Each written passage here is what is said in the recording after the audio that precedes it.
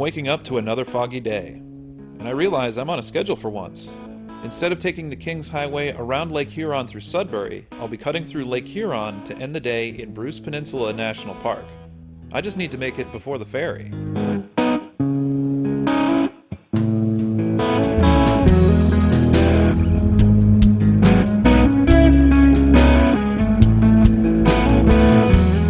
Just like the day before, the precipitation is foggy. It's still enough for me and everything else to get wet and cold as I ride through it on the highway.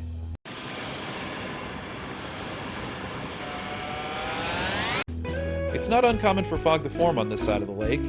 You can't have bodies of water this big and not expect them to impact the weather around them. As I've mentioned in past episodes, the weather in the Midwest tends to come from the west. If conditions are just right in winter, the east coast of the U.S. gets hit with a unique meteorological phenomenon known as lake effect snow. You need high winds, cold air, and lake water that's warmer than the air. Just like today, the water from the lake is warmer than the air, causing fog to radiate up and across, blowing over and bringing it here to me on the eastern edge of the lake. When this happens in winter, lake effect snow can really disrupt things on the East Coast. Entire blizzards rise up from the Great Lakes and dump snow across anything downwind, which is typically between the Great Lakes and the East Coast. Some lake effect blizzards are so large that they get their own names, and some can drop anywhere between 2 and 6 feet of snow over the course of a couple days. It's for this reason I like to say that the East Coast gets the snow, but Minnesota, where I live, gets the cold. It isn't just the Great Lakes that create lake effect snow. There are many other places on Earth that can experience it as long as the bodies of water are large enough. Superior is the largest lake in the world by surface area, making it one of the biggest culprits of lake effect snow in the world.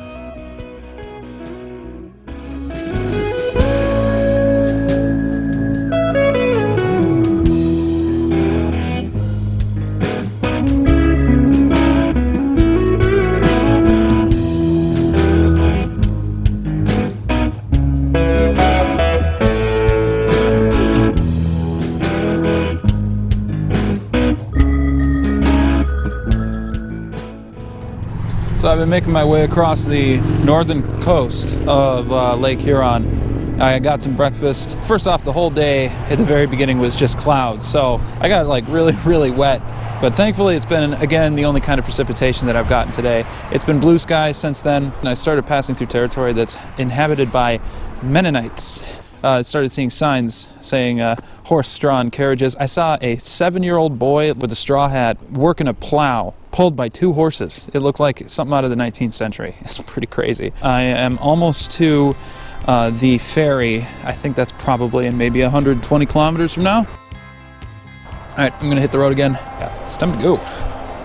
Gotta get out of here.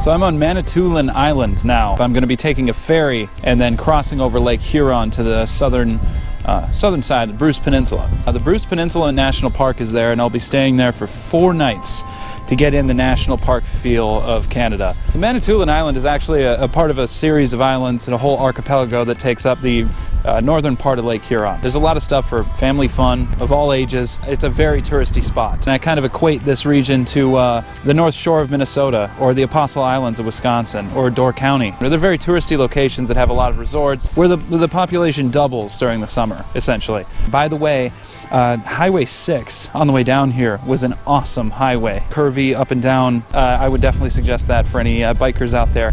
It was a really good one. So I'll be leaving northern Ontario behind and crossing over on a ferry to southern Ontario.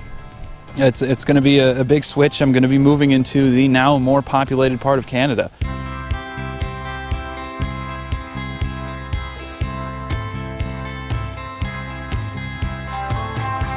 Everything beforehand has had sparsely populated areas, people with very thick accents.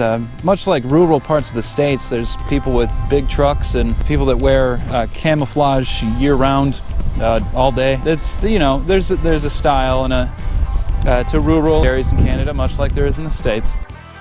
Moving into southern Ontario, I'm going to be moving into more populated areas, busier highways. Then I'll be moving away from camping, and I'll probably be staying in some hotels in the inner city. So we'll see how that goes.